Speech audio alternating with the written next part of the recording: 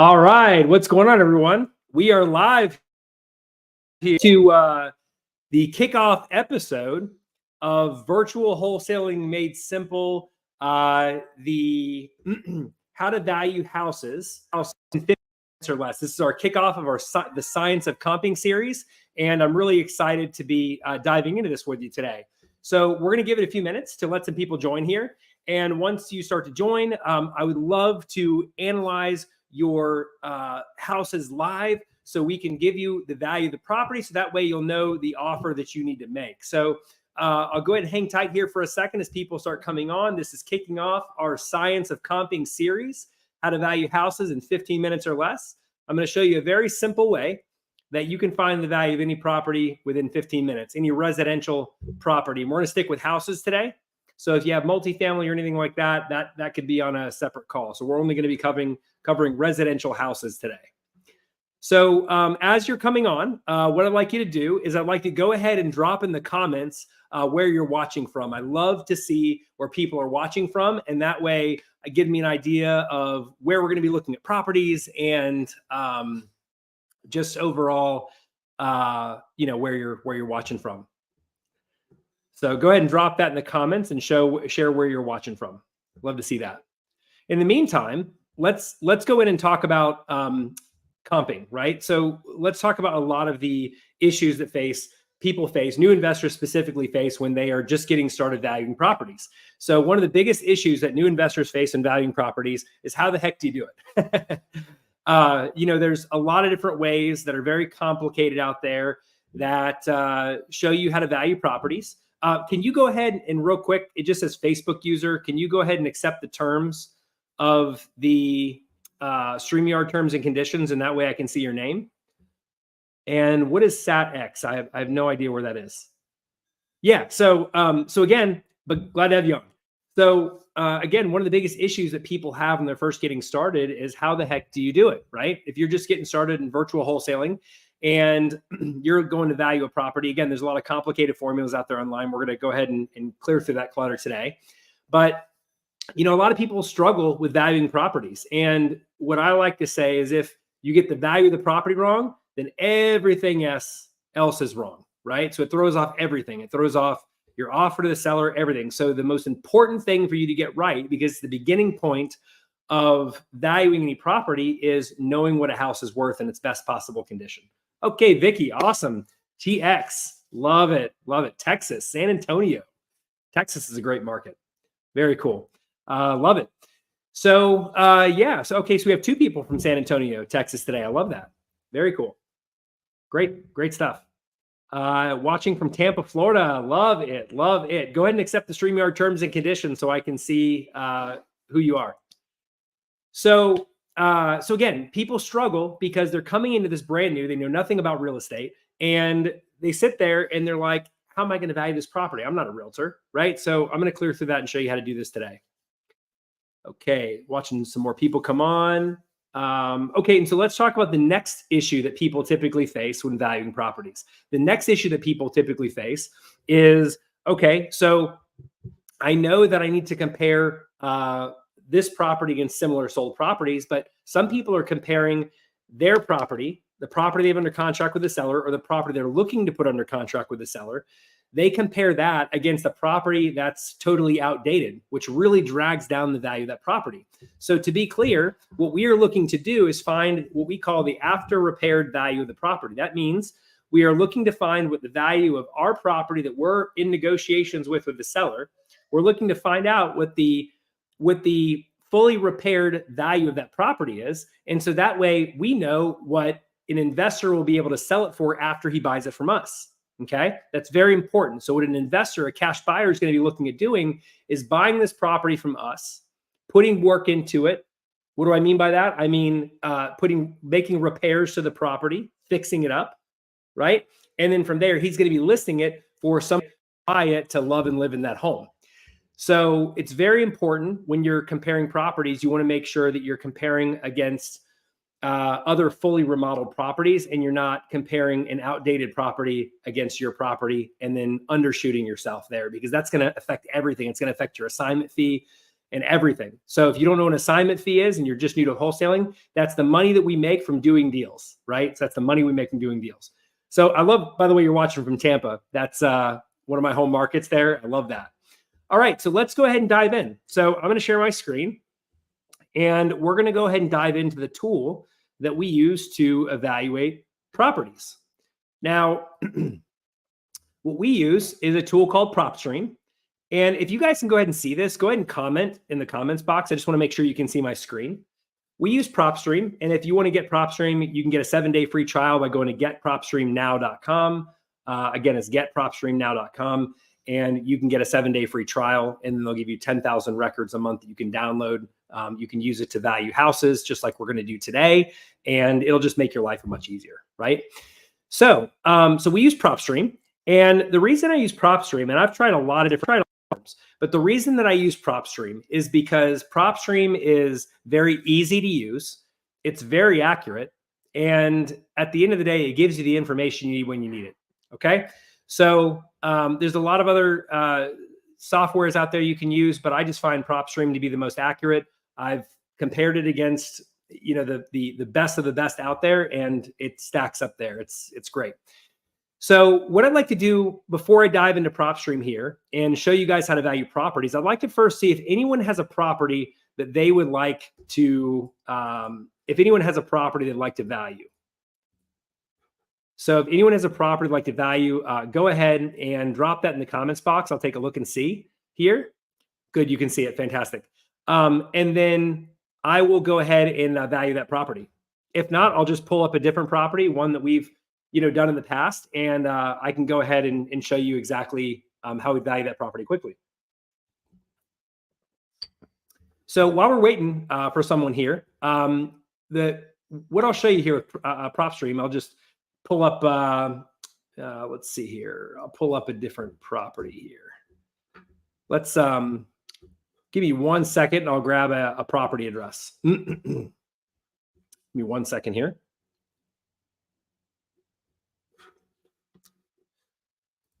Okay, let's do, bear with me for a minute.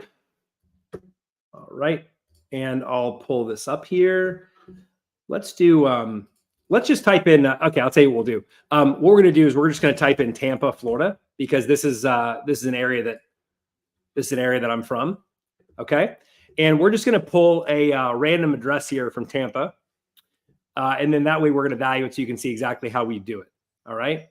So let's go ahead and find a property here. I don't want to find something that's super high price. I want to find something, and what I'm going to look for here is single family houses, because that's really what we're going to be looking to value here. So let's go ahead and pull that here. Single family houses, residential. We're only looking for those types of properties. And I want to look at properties that are valued at a maximum of, let's see, I'm gonna look at properties here that have a maximum value of 400,000 and less, mainly because properties, when you go over the 400,000 mark, there's just a lot of other things you have to consider. And so I like looking at what the median house price is and then working underneath that, because that's going to be the house that everybody wants. Okay. Okay, great. So we have that. So let's go ahead and take a look at some of these houses here. Why don't we take a look at this property right here, 10010 North Brook Street. Okay. So this property here is 756 square feet. So it's small. Okay. PropStream thinks that the value of this property is around 170. What I've noticed with PropStream, what's pretty cool, is this is becoming more and more accurate. Okay. So there's a property that I just looked at today in Texas. And what I noticed, property is after we ran comps and we ran the value of that property, we were able to find that this value here was almost identical to the number that we came up with. So in PropStream, we just pulled this property up. If you were looking to run comps on a property, run value of a property, you would type that property in here, and then this window would pull up right here. But since I didn't have one to go off the cuff, I went ahead and just pulled a random property here from Tampa. All right. So let's go ahead and go to comparable and nearby listings. That's what we're looking to do. Now, there's several things that you want to take into consideration when you're valuing a property. Okay. So what you want to do is you want to take into consideration the date range. So how long ago the property sold. We want properties within a maximum of a year, that sold within a maximum of a year. Okay. But what I like to do is I like to try and keep it to 6 months. If I don't have enough properties to be able to value my property correctly, enough sold properties to value my property correctly, then what I do is I go out a year. But let's just go out 6 months. I believe that would be 6 months. So we'll just do July 1st until now, if not close enough. Let's go ahead and come up with the distance of the property here. So I like going within a quarter mile. You can go up to a mile, but really try and stick to a maximum of a half mile, just because if you go over a mile, there's a lot that can change, especially in areas like Tampa. That's like a major metro.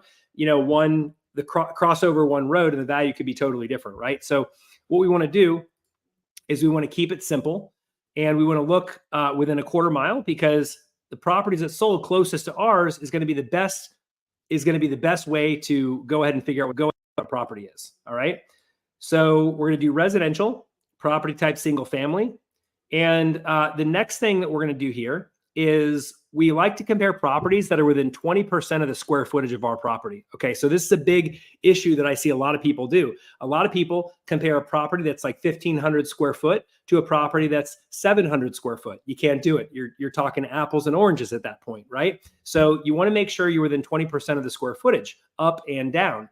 The great thing about PropStream is it does this for you. So it says that you want to look for properties, you want to value properties, you want to find other sold properties similar to yours that are between 605 and 907 square feet. So if anything I'm talking about here doesn't make sense to you guys, please comment and I'll break it down further, right? So 605 to 905 square foot, okay? So then what we want to do is we want to go ahead and take a look at the year built, okay? So we want to only compare our property against properties that are 10 years newer and 10 years older than our property. We do that. The reason we do that is because there are standards of building that can change if you go outside of 10 years. What do I mean by that? The layouts of the house just look different. And it costs more money to put the layout to today's standard, okay? So for instance, older houses, there was a lot of walls. It was very boxy, very cut off. Newer houses are very open. It's like the open concept type of thing, right? And so if you want to take an older house and make it a newer house by fixing it up and doing upgrades inside the house, you need to make it feel like a new house when you walk in. So that being said, you only want to compare, that all goes into repairs, right? So you only want to compare your property against properties that are 10 years older and 10 years newer. If I lost any of you guys, just let me know. But 1946 to 1966. Okay, so what have we done so far? So what we've done so far is we've compared, we looked at properties in the last 6 months here, on 20% of the square footage up and down, within a quarter mile ideally. We selected residential, single family. We went 10 years up and down here in the year built. And now we're ready to take a look at what came up over here. Now, what you're looking for over here, and what you're looking for in PropStream is you're looking for three similar sold, three properties that are fully renovated that recently sold within the 6 months. Okay. So as you can see over here, we only have two properties that sold. I know you see three right here, but PropStream does this for some reason. Let's just go to, it does this for some reason, but you can see the two addresses are the same. So this property here sold on the public market with a realtor. All right. And it sold for $215,000. This property here sold off market. Okay. What do I mean off market? I mean, the seller was not represented by a realtor. All right. And it sold for $150,000. So I only have two sales here. Right. And what I'm looking for is three that have been fully renovated. So what I can tell immediately here is there's a big price difference between these two. And that's for a couple of different reasons. Okay. So the first reason is anytime a property sells with a realtor, it's going to sell for more money than if a seller tries to sell it themselves. Sellers don't know how to value properties correctly. And so they just kind of come up with a number that they need to get for the house to make it worth to them. And that's how they price it. Where a realtor will price a property, the highest and best value of this property based on what people are buying houses similar in the market right now. Okay. So that's why that's one reason there could be a big difference between these two prices. But a big difference like this could mean this property was fully renovated and this one was not. Right. So what I'm looking for is consistency in the prices.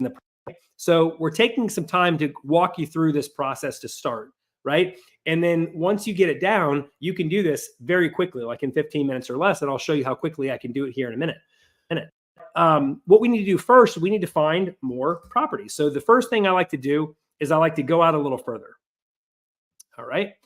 So one thing you want to notice, do you see this main road right here? This right here looks like it's okay, Banyan Avenue, North Banyan Avenue. So this looks like a major dividing line to me. So what I mean by that is I would not compare properties over here to properties over here, because this is a very busy road here, and it looks like things could be different over here than they are over here. All right. So anytime you see a really well-defined road like this, I just wouldn't compare properties on the other side of it, even though they're within a quarter mile or even though within a half mile, because values could be different, and definitely nothing on the other side of an interstate. Okay. That's apples and oranges over there. So, so what I would do is I would look at maybe numbers 3 and 5, and then possibly this one over here, 3, 5, 7, maybe. So let's go ahead and take off all these here. And I would look at 3. I would look at 5. Okay, that's all for 147.5. So probably not fully renovated. All right. And 7, this looks like that was like a, maybe that's weird. It sold for so low. Maybe it was something else here. Let's see. Okay, let me see. 6, 86,700. All right. And sometimes what you have is you only have one really solid one, right? One really solid property to go off of. So you could do a couple of different things. I could expand this out to a year. So we could try that. So let's go to January. Okay. So January of 2023 to January of 2024. So let's see if we can find some better properties here. So let's do this. We're going to take property number 8. Yep. So we got 8 there. We're going to look at possibly 9. Nope. 9's priced really low. We're going to look at number 1. What was number 1? That was a rental. Okay. So this area is a little bit challenging because there's not a lot of properties available, right? That we can look at and choose from. So there's a lot of properties here, but not a lot that are fully renovated, if that makes sense. And I can tell they're renovated just based on the price. So let's see.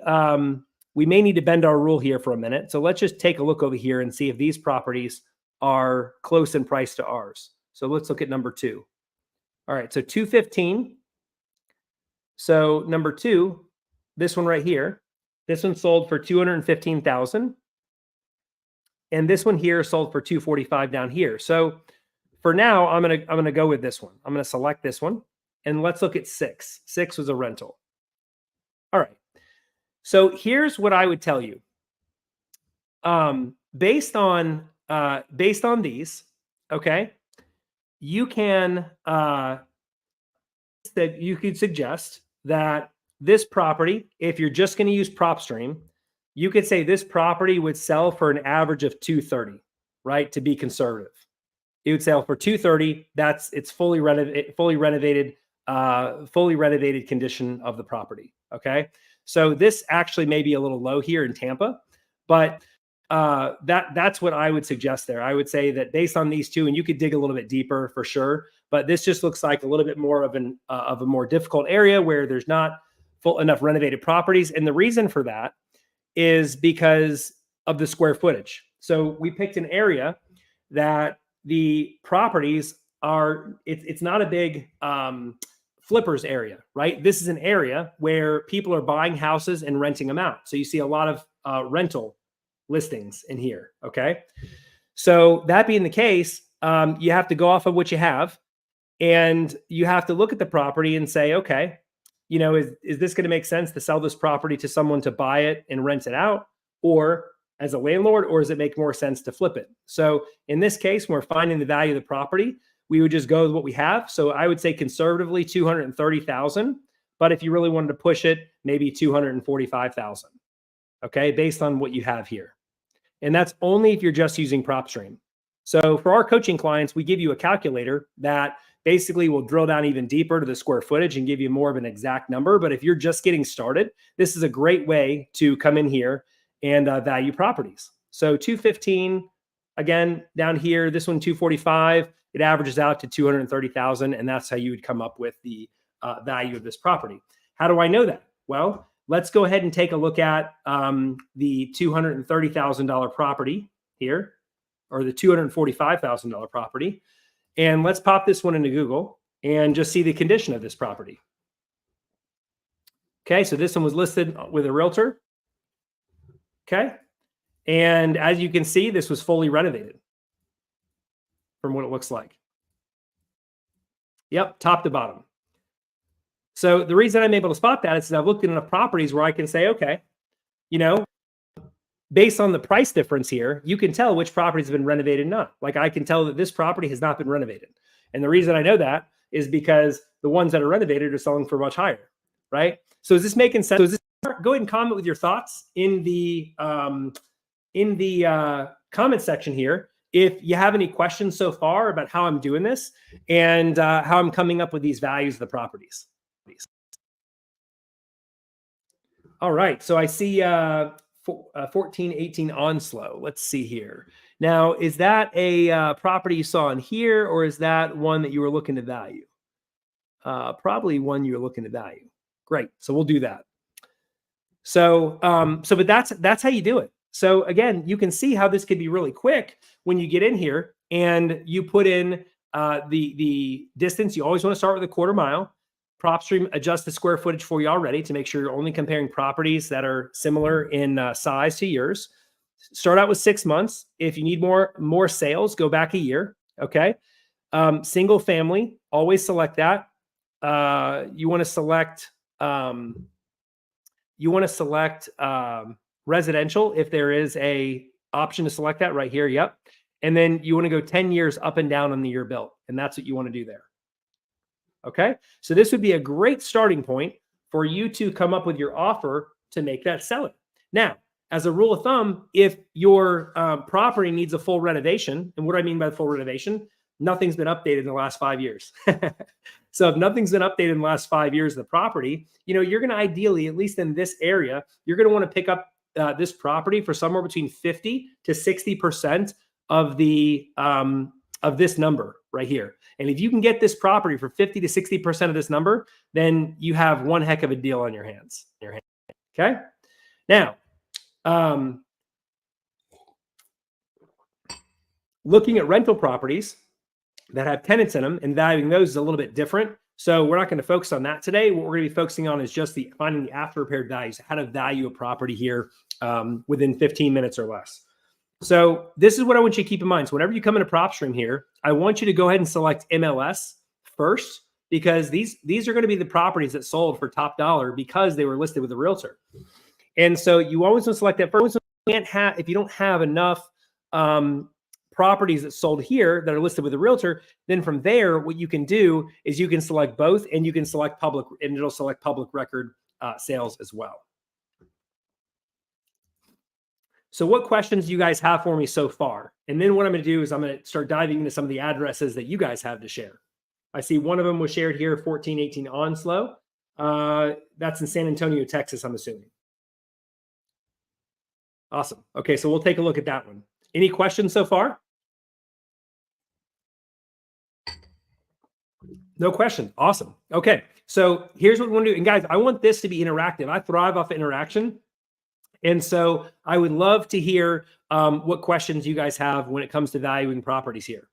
So let's go ahead and again, guys, what this is, there's ways that you can drill down even deeper and be even more accurate with your numbers. But the thing is that you need a quick desktop way to come up with the value of a property really quickly, especially if you're looking at a lot of leads. All right.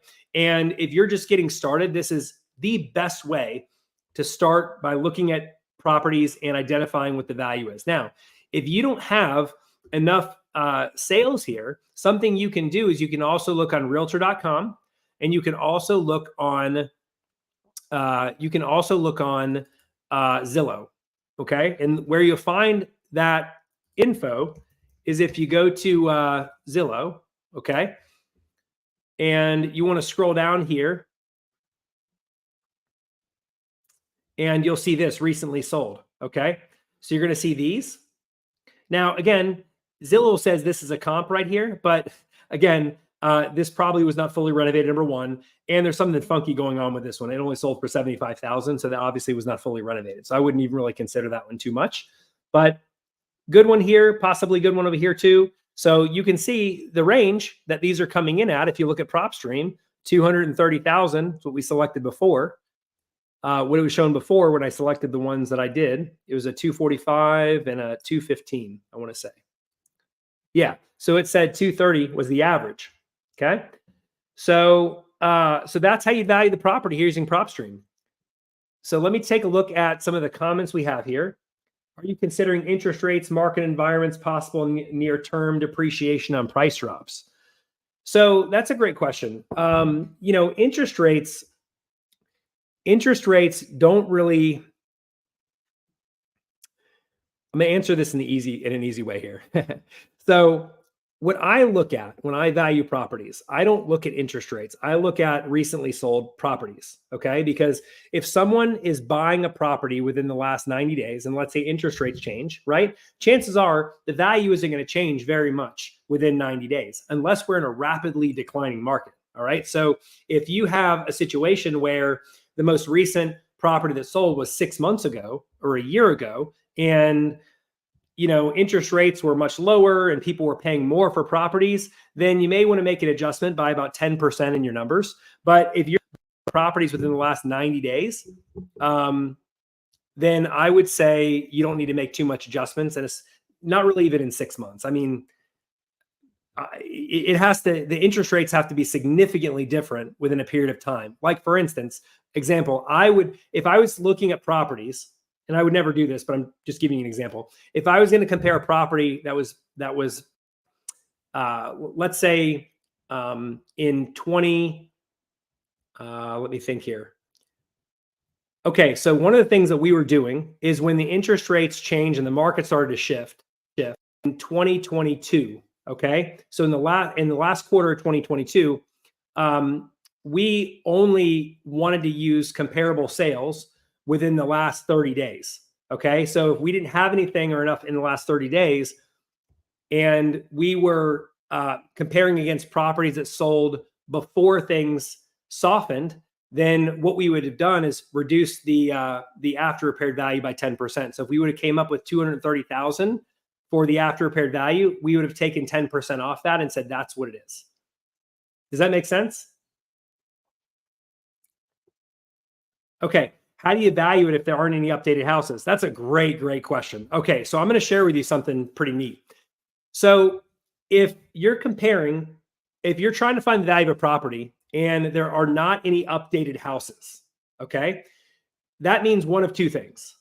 Either A, that means it's not a flipper area, right? Which means it's more of a rental area, okay? Or two, that means the after repaired value is the as is outdated value for that area. There are a lot of areas where there's an older population, older demographic, where that is the case. And we love areas like that, right? Because that opens up a lot of other opportunities for you to make more money with your assignment fees and make more money, because you can then sell that property to someone that's going to buy the house and move into it if you find one that's in the same condition, outdated and clean and ready to go for somebody else. So then it opens up the buyer pool a little bit. But in that case, what I would do is I would use the 3 outdated properties that you have and compare it, because there's nothing else to compare it against. I mean, in that case, you could go out to about a year and see what you have, but outside of going out a year, there's not much more that you can do. And so what I would recommend doing is I would compare that property against the other outdated properties that recently sold. And that would be your after repaired value, quote unquote, of that property. There's just certain areas where you don't have a property for it to sell for full value just because of the older demographic there, or because of it's just not a fix and flip type of an area. It's more of an area where people buy and hold for rental, right? Does that make sense?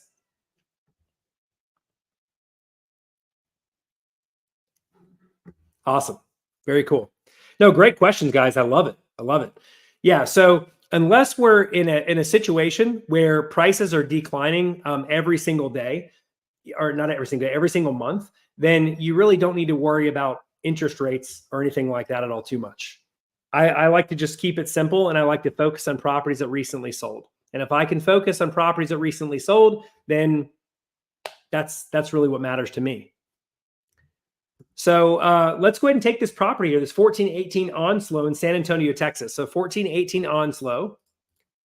All right, so let's do that. So 1418 Onslow. And that's in San Antonio, Texas. Perfect. Now, the thing about Texas that some of you guys might not know is Texas is what's called a non-disclosure state. So the sale prices of properties are not publicly listed like they are in Florida, right? One of the reasons I love Florida is because all the sales are public. Everything is public knowledge in Florida. But if you go somewhere like Texas or other non-disclosure states, then basically you're going to have a hard time running comps unless you know what to look for. But that's what I'm going to show you today. And that's the purpose of the science of comping, right? So that being the case, let's go ahead and take a look at this one, and I'll show you how to use PropStream in a non-disclosure state so you can find the value of a property in 15 minutes or less. So let's go here. We're going to go to details. So what I did is I typed in the property address here. I went to details. It pulled up the property. It's saying the estimated value is 172 this year. Last year, they're saying 155. So it looks like things have appreciated in this area a little bit. So now we're going to go to comparables and nearby listings. So we're going to go to MLS. Now, in a non-disclosure state, and now for people who are just getting started, I know that may sound complicated, but again, non-disclosure simply means the county does not disclose the sale prices of the properties, right? All that's kept private. You can request it, but it's not publicly available, right? So how in the heck do you value properties in a non-disclosure state? Well, I'm going to show you. So what we have here is we have a property that's a 2-bedroom, 1-bath property. It's a single-family residential property. It's not on the market, not listed with a realtor, so it's off market. Okay, so it looks like it's owner occupied here. 2-bedroom, 1-bath, built in 1950s. So what I'd like to do is I can't see who submitted that property. So can you? So I'd like to do a quick quiz with you real quick. Tell me what I would need to adjust here first. Now, since I showed you how to do this already, tell me, quick pop quiz, show me what I would need to adjust here first. What would I need to do here to start?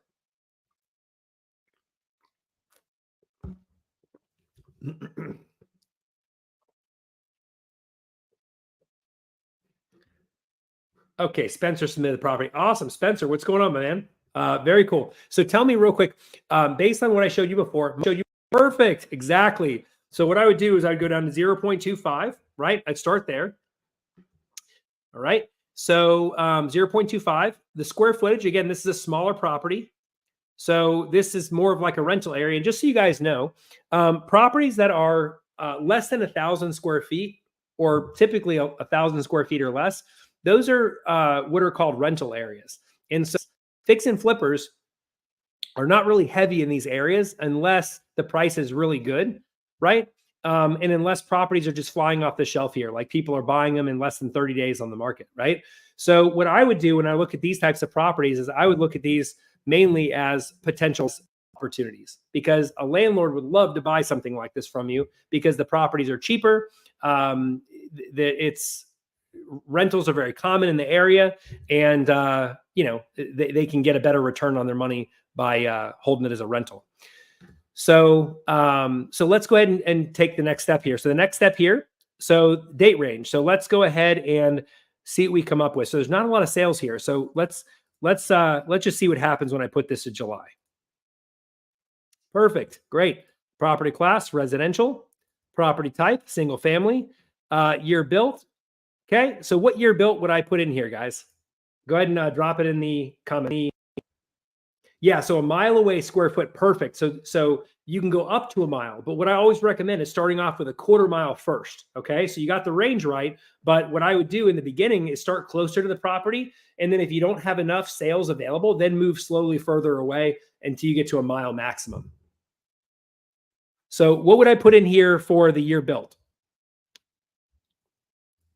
This is another big mistake that new wholesalers make. They compare property that was built in like 1940 to a property that's built in like 2015 or 2006, right? Again, apples and oranges. 1940 to 1960. Boom. Great job, Vicky. Love it. So 1940 to 1960. All right. So now we have a situation here where we have enough comps within a quarter mile. So we did that. Residential, 1940, 1960, 10 years up and down, within 20% of the square foot, within 6 months. And again, we can go out to a year if we need to, but here it looks like we have enough opportunity here within 6 months. So fantastic. All right, now let's get to the non-disclosure part. So if you live in a disclosure state where the county actively publishes sales, property sales online in public records, then the amount here, it's going to show the amount.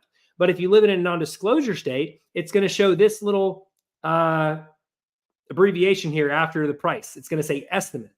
But found is that these estimates are 97% accurate in non-disclosure states. Okay.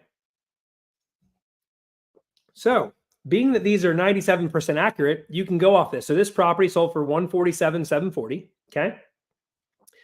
Looks like this one here sold for $144,840. Now, these right here, these are rental listings. PropStream includes those. So what I would do is take these off because it kind of skews my numbers a little bit. All right.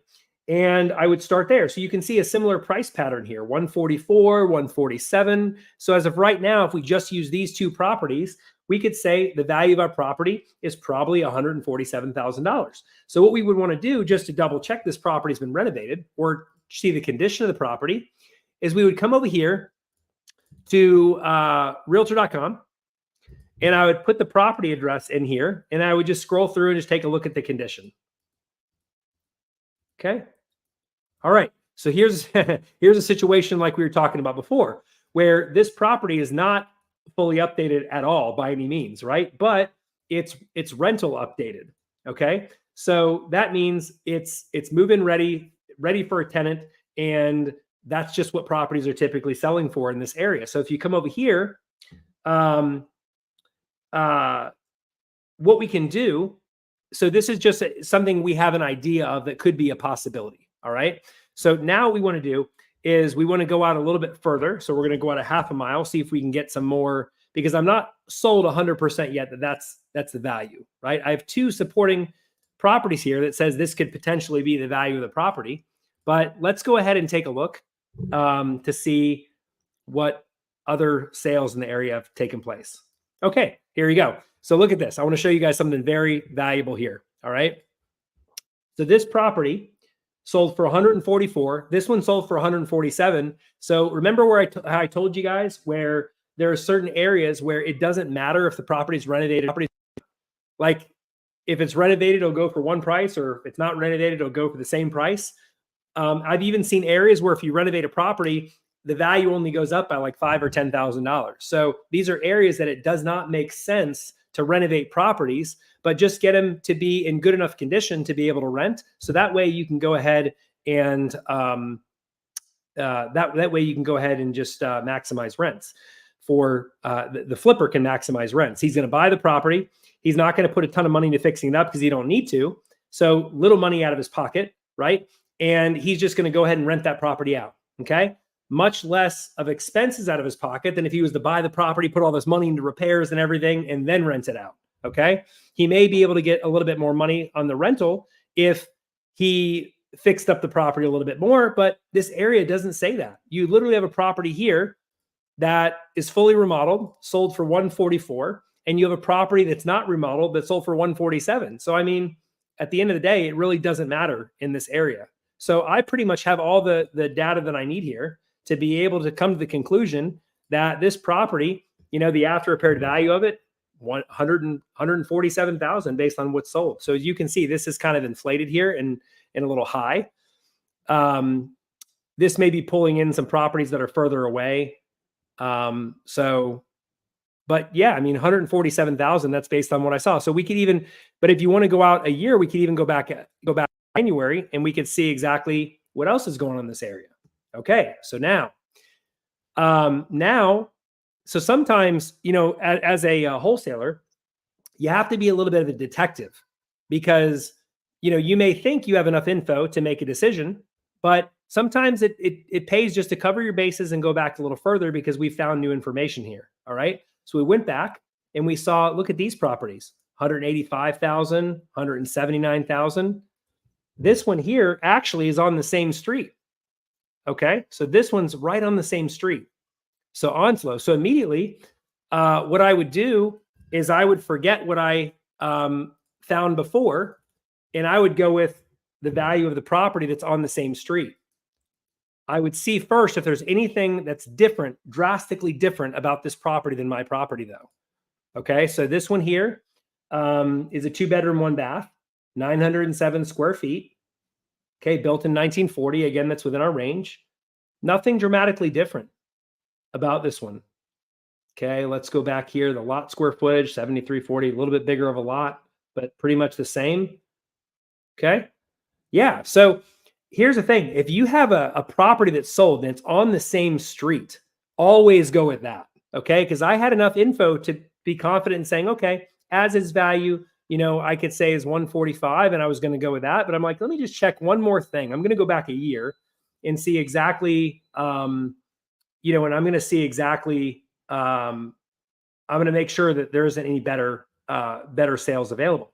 And just by doing that, I found this one on the same street right here. Okay, is this 1122 Oslo, and that basically puts our average value to 179. Okay, so if you just select that one, and let's say you want to be super conservative because you're like, okay, the market cooled a little bit in this area potentially because of interest rates, so you could come in and say you could say 160 if you wanted to be very conservative on that end. But I think that's a great example of conditions. So what we've established in this area, so this other property here, I'll show you Onslow. This one was not renovated. This was a tricky area. This was a tricky one because we found this other property that was fully renovated. Where was it? There was one that we looked at that was fully renovated, and it sold for like 147, I think the number was. I think it was this one actually. Yeah, so we saw one that was fully renovated. Yeah, it was this one here. So this one was fully renovated and it sold for 147. So this is oh no, this one wasn't the renovated one. Bear with me for 1 second, guys. Does anyone remember what that other address was? It was it Rotary? I think it was Rotary. Yeah. Okay. So let's do this. Let's zoom in here and see what the difference is. Okay, so Rotary is right here. That's 4. Okay, so there you go. That's exactly that could be it right there. So this road right here looks like it could be a major dividing line. Okay, to where properties over here are possibly valued a little bit differently than properties over here. And so Onslow, let's see where Onslow is. Onslow's over here. Okay, so this is the property we just looked at that is on the same street as ours. Okay, the other property we looked at earlier for 144 that's renovated. This one right here is closer to a main road and is on the other side of this defined road right here. Okay, so that's something to look out for too. So that is probably the reason why this property is valued less than properties on our street. So I would always go with ones that are on properties on our street. So 179, I think, is a great after repair value for this property. And as you can see here, this came in not too far away. So if you're in San Antonio, Texas, right, something that you may want to do is value properties and then compare it against the number you come up with, compare it to the estimated value here in PropStream. And what you may find is this may be good enough, right, for a quick desktop evaluation to figure out if a property is going to be worth your time or not. Okay. And then if you find that the seller's willing to accept a number that's within reason, right, then at that point you can dive a little bit deeper and get more exact with your after repaired value. Does that all make sense, guys? I want to make sure this makes sense. Go ahead and drop a comment. Let me know. Love to hear you guys' thoughts so far. Yes, perfect. Perfect. Do you guys see why that fully renovated $145,000 house sold for a dramatically different price than the one that is on the same street but fully renovated? So the one that's on the other side of that main street, that main road, and the one that's on the same street as ours. Do you guys see the difference there? Like why that was renovated and it sold for 145 and why the one on our street was renovated and sold for 170. Do you see the difference there? Awesome. Very cool. So here's the thing, guys. The better that you can get at comps, the more value you're going to bring to the marketplace as a wholesaler. The more respect that you're going to get from buyers, and the more that people are going to trust you more. See, the overall theme of wholesalers, right, is that wholesalers don't know how to run numbers because they don't actually swing a hammer, right? I don't know if any of you guys have experienced that as new wholesalers, but buyers can be really buyers can almost seem like they're talking down to you at times because you're just a wholesaler and they're the ones making the real money fixing up the properties, right? But at the end of the day, number one, you can make as much, if not more money than they can make on flipping the property. And then on wholesaling the property. And then number two, the other thing with that is they can't do what they can't do. So they need you, right? And so one of the best ways that I was able to build a great relationship with the buyers that I work with, and I've worked with them for the last 10 years, right, is how I was able to really get my property values correct. Now, in the beginning, I made a ton of mistakes, right? And that's okay, right? It's okay to make mistakes. But as you go along and you learn, the reason we call it the science of comping, because comping is a science. It takes time to learn it, but if you commit to it and you learn it and you understand why things work, then you can come up with a value of a property that's very, very accurate, build more goodwill with your buyers, you'll sell more deals, you're going to make fatter assignment fees, and at the end of the day, you're just going to have more confidence when you're talking with sellers. And isn't that what we all want, right? So let's do this. So I'm going to show you guys really quickly how I value another property. If anyone has another property they want to submit, please do it. I'd love to check it out and show you guys how quickly this can go when you got this down to a science and you're ready to rock and roll. So if anyone wants to submit another property, I'd love to do it. 515 West Wisconsin DeLand. Now, there are times where you can get curveballs, right? Where maybe something is very different from this property than another property. Where like, let's say you have a property you have on large acreage, or let's say, for instance, it's the biggest house in the neighborhood. There's things like that can throw you off and they can slow you down a little bit. But on average, once you got this down, you should be able to comp stuff pretty quickly here. So 515 West Wisconsin and DeLand. So let's take a look at that one here. This was a good one though. Great stuff. Thanks for submitting that property. So 515 West Wisconsin. So 515 West Wisconsin. Avenue in DeLand. Perfect. All right, back in Florida. Love it. So all right. So let's dive in here. So here it is. I like this so far. You can see a lot of activity around this. That's great. All right. So looks like this was a cash sale. Great. So property details, comparables. Okay, cool. So what do we have here, guys? We have an MLS property. We have a property that is a 5-bedroom, 3-bath. Okay, so it's a little bit different than the average. Maybe not. Who knows? Maybe it has an extra bedroom. Typically, we like 3-bedroom, 2 baths, and 4 bedrooms, 2 baths, or 4-bedroom, 3 baths. But extra bedroom can be great, add value, fantastic, love it. So 1875 square foot. We have a little bit bigger of a lot. Okay. Year built 1957. So I'm just going to take you through how I look at this really quickly. All right. So I'm going to come down here, do 0.25. All right. I'm going to come down here, 1947 to 1960. All right. Then I'm going to go over here and do residential. I'm going to do property type, single family. I'm going to go back here to July. Maybe not, because there's not enough comps. All right. So this one here, there's not enough comps. I have one right here, right? So, but not enough comps here within a quarter mile. So let's go ahead and step outside this to go to 0, or go to a half mile. All right. So I'm going to come in here. I'm going to zoom in on this, make sure I'm not going to cross any major boundaries or anything like that. Good stuff. All right. So what I see here is I see a pattern of 250, 225, 289. All right. So let's take a look at this one real quick. And I'm just going to see what the property looks like here. Okay. As you can see, I'm kind of going through this quickly. So this could be an area where outdated properties sell for full value just because it's not required. Maybe it's a older demographic in this area. All right. All right. So I got a good enough feel of that property. It looks nice, but it's not like fully like renovated. This one might be renovated. Okay, see, we got new floors there. Great. Floor's not completed in that room. This is like kind of half renovated, which is interesting. Okay, new crown molding, fixtures, all that stuff. Great.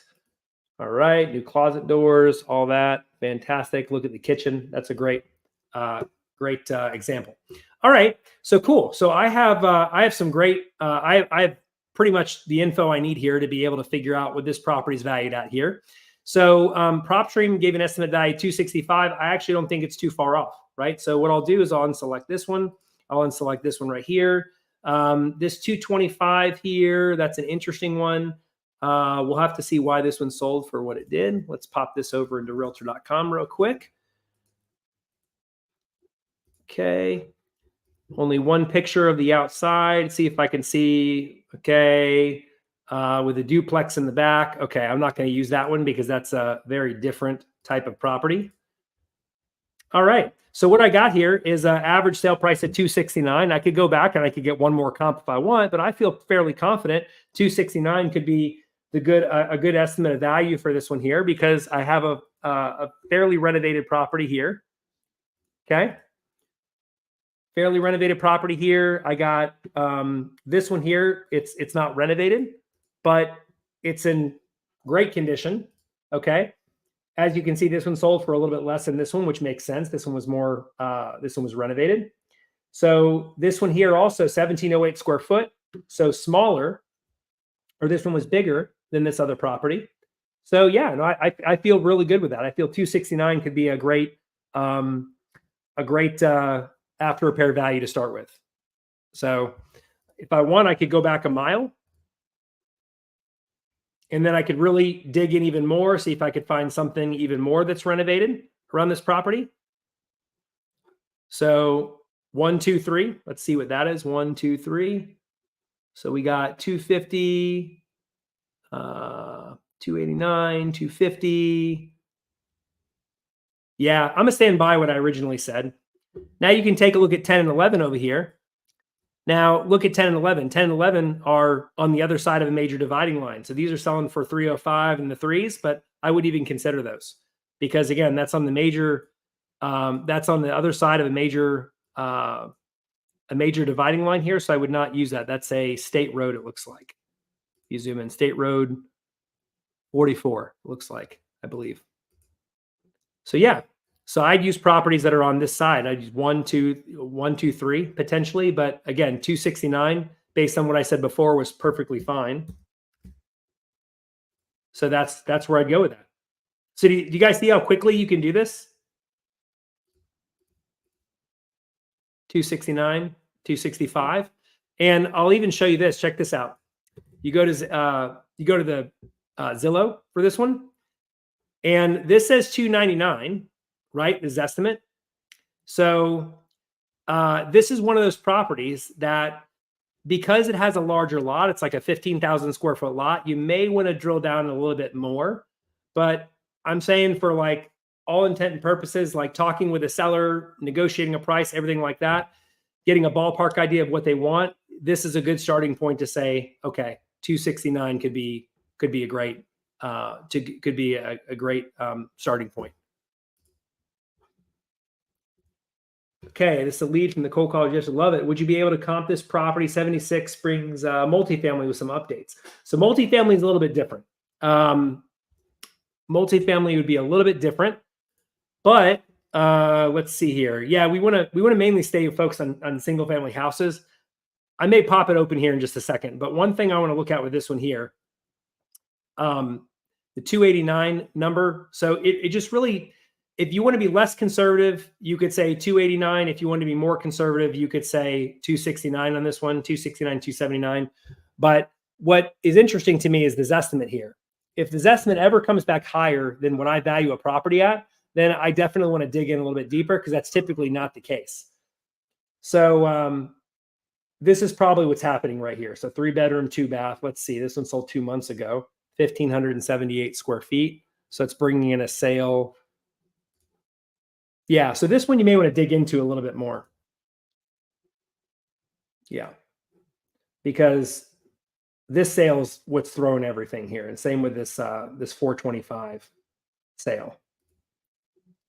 This one sold for 425. Let's see the year built of this property. 1994. Yeah. Okay. So I wouldn't consider this one. No, I feel good with ours, because again, this is apples and oranges here. So I feel good about that 279 number. Want to dive into it a little bit deeper, you can, but I feel good about it because again, this one here is built in 1994. You're talking apples and oranges at that point. Does everybody understand why that makes sense? Yeah. So a pool can affect it. You can take a pool into consideration for sure.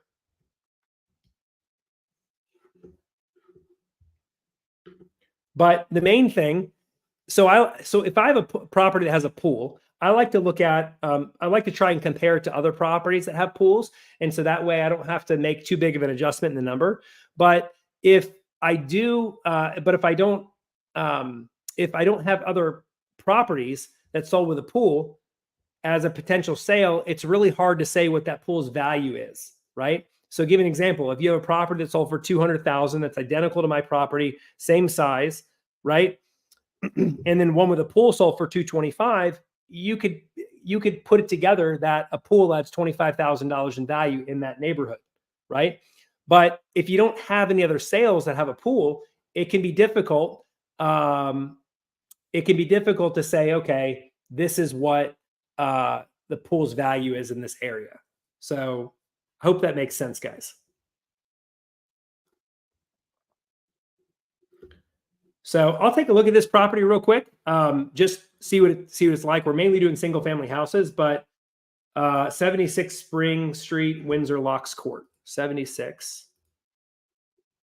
So 76 Springs Street, 76 Spring Street. Interesting. 76 Spring Street. Okay, Spring Street.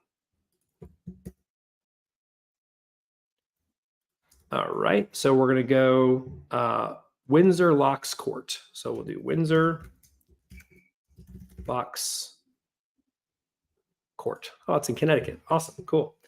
Okay, so this property is a duplex, right? So here's the thing, guys. There's several different ways to look at duplexes. The first way to look at it is the sold price per square foot method, which is exactly how we've been valuing houses. So you technically could value a duplex the same way we've been valuing houses using comps. That's one way to do it.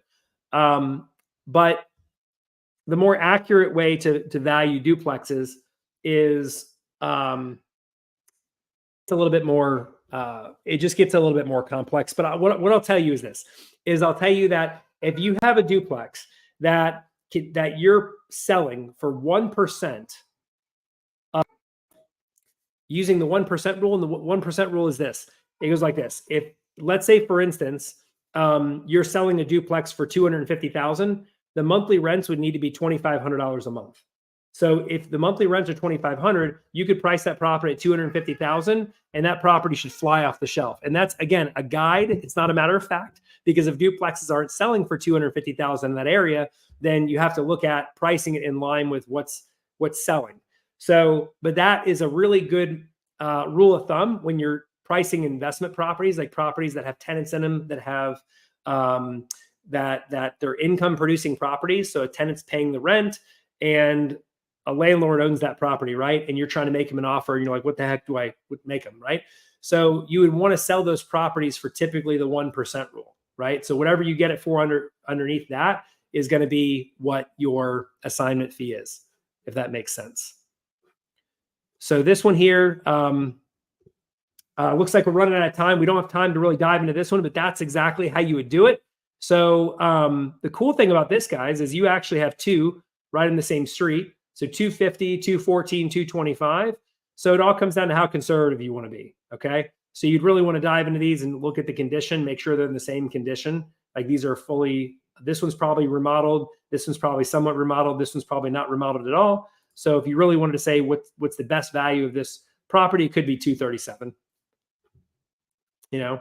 but I really would dive into it a bit more because this value came up higher.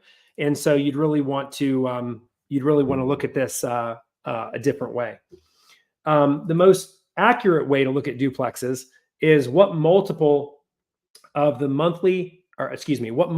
annual rents does the property sell for? I'll give an example. So if this duplex brings in, $15,000 a year, if you were to, let's say a duplex was bringing in $15,000 a year and it sold for $250,000. Okay. And you can find what the rents are here in the descriptions for the ones that are MLS listed properties, MLS sold. So that means this property would sell for, not your property, I'm giving you an example, 16 and a half times what the annual gross rents are. So if the gross rents are 15,000, this property would sell for 16 and a half times that.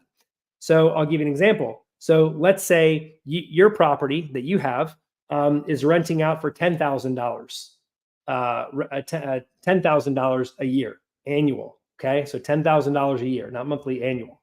You would just multiply times 10, boom, your property's valued at $166,000 in its current condition. So I know that's a little bit more technical. I hope that makes sense, guys, but that's how you would value a duplex.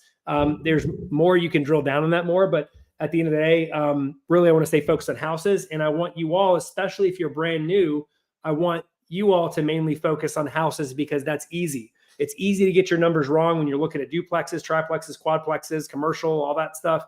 Guys, just focus on single family houses because that's what's easy, and start getting some deals. And that's really the best way to do it. That's why I love single family, is because it's easy to do. And as you experience and as you become an expert in single family, if you want to go ahead and add small multifamily, duplexes, triplexes, and quads, or as they call them up north, 2-family, 3-family, and 4, you can go ahead and do that. And, just become an expert at that, right? By looking at the numbers, seeing what properties sell for.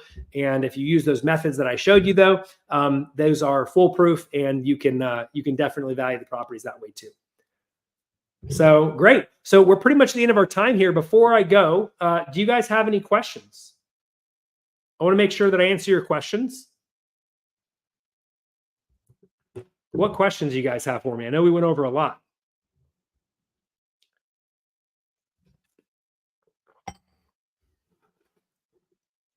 Do you guys see how you can value properties like super quick like that if you're looking at single family houses when using this method? Oh, this is such a great question. I'm going to put this one up here. I love this. Okay, so if you don't have many comps, is it better to go back further in time, expand the years built, or go further in distance? I love this question, right? This is one of my questions when I first started. So if you don't have many comps, here's what I would do. First thing that I would do is I would take off the year built. Okay. Actually, let me rephrase that. First thing that I would do is if I was at a quarter mile, I would go out a half mile. So the answer is distance, right? So I'd go, if I was in a quarter mile, I'd go at a half mile. Okay. So I'm looking for really properties that would be an exact copy of my property, right? If you go outside of that 10-year gap and build year, then you're working with a totally different type of property, right? So, so what I would say is if you're working with properties that are tough to find comps, like you don't have a lot of sold properties available, first one to do is go from a quarter mile to a half mile. And then what I would do is before you go out to a mile, I would take off the build year and just see what that does. Okay. And if that gives you enough to work with, and let's just say one is only a year over, so maybe it's like 11 years or 12 years, not so bad, but just stay away from anything drastically different. Okay. Like don't compare 2006 to a 1966 property. Don't do that. Right. So, but I always like properties that are closer because I feel like that's going to be a better example of value of the property. Right. So that's how I would do it. I would go a quarter mile, then to a half mile. Before I went out to a mile, I'd take off the build year. And then what I would do is if that still didn't do it, then I'd put the build year back on. Then I'd go back, maybe I'd go back a year, right? I'd go back in time. All right. Very cool. So did that answer your question? Hope that answered your question. Okay. And then another person asked here, what other rules or guides are there similar to the 1% rule? Honestly, there's a lot. You know, if you go and read a book on investment properties, you're going to find there's a lot of different ways to value a rental property. So I actually have a connection for you on the probate list. So I can send you a link that'll give you a discount. And I believe it'll give you some free leads too. So I can get that over to you, no problem. So I'll post it in the comments so you can see it. Now, as far as so there's a lot of formulas. There's ROI. So basically, you're dividing the net income of a property. So income minus expenses divided by the purchase price. Investors look at cash on cash return, which is basically the money they spent on the property divided by the first year's annual rents. There's ways that there's yield. It gets really complicated, guys. It does. There's a lot of different ways that you can look at valuing properties, and every cash buyer is going to tell you that they value properties differently. Okay. Some are saying, yeah, I value using the gross rent multiplier method. Some say, oh, I value properties using the gross yield method. Some people say, oh, I use the 1% rule. I use this, I use that, right? Guys, keep it simple. And what I'd recommend doing is just use the 1% rule when you're valuing rental properties. It's very, very simple, right? Very simple. If a property is going to sell for $150,000, it needs to bring in $1,500 a month in gross rents. Okay. So the tenant needs to be paying $1,500 a month. And I promise you guys, if you sell a property at the 1% rule, you will never have a problem selling that property. Some of the largest wholesalers in the country, guys that do hundreds of deals a year, they use the 1% rule and they sell their properties like clockwork because they don't want to get bogged down in these complicated formulas that are going to be taking time to do the ins and outs of and analyze it 50 different ways. Guys, the more that you grow and the more that the more deals that you do, the more value you're going to place on simple processes, simple systems, right? And the less that you're going to want to spend lots of time digging in, diving in, analyzing, reverse analyzing all these things, right?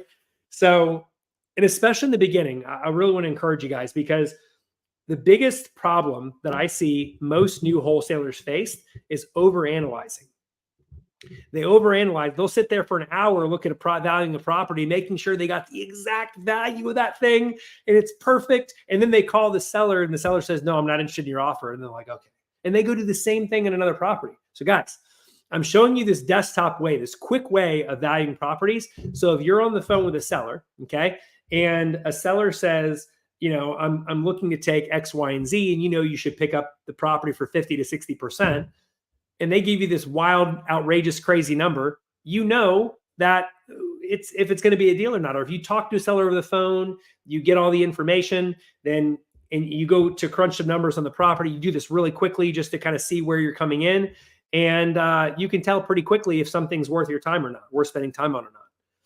So you really want to minimize the time it takes between,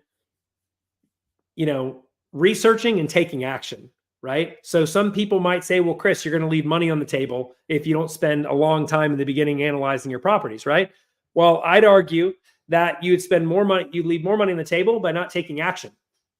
So if analyzing properties is holding you down, right? Use this quick method, knock it out, be confident with your numbers. If you make a mistake, that's okay. We make mistakes sometimes. I make mistakes sometimes. If you get it right, fantastic, and move on, right? But don't sit there reason why I know how to do this so well is because I used to sit there in the very beginning, guys. My personality, I love to know how things work. And so I would sit there for like an hour analyzing a property, right? Not even knowing if the seller would accept my offer. So I don't want you to do that because I could have made so much more money back then. I want you guys taking massive, immediate, imperfect action and being totally comfortable and confident with it. So that being said, that brings our session here to a close. How'd y'all like the first session of the science of comping? Very helpful. Love it. I love seeing this was great. Thanks for sharing your time and knowledge. Yeah, no problem. Love it.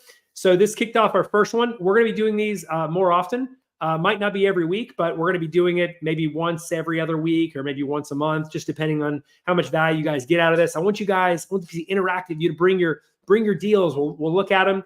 We'll figure out what the value of the properties are. And at the end of the day, we'll make sure that you guys have the info you need to take massive, imperfect, immediate action. So, and by the way, if anybody would like to dive deeper on this, and you got a lot of value out of this session here, and you would like to get the results that we're getting and that our clients are getting, what I'm going to do is I'm going to go ahead and place a link for a coaching application in the description here. And so that way, if you'd like to apply for coaching, go ahead and fill out an application, fill it out. And if we like what you have to say, we'll consider bringing you on as a client. And I look forward to working with you and helping you grow on this journey that you're on and making sure that you're massively successful, because that's what I'm all about, guys. I've been at this for a long time. And what jazzes me up now more than anything is seeing the success of my clients and seeing other people become successful. So that's what I'm all about. So jazzes me up more to see someone else's success than it does my own success. So love that. I love all the interaction. This was great, guys. And I'll talk to you soon. Have a great rest of your week.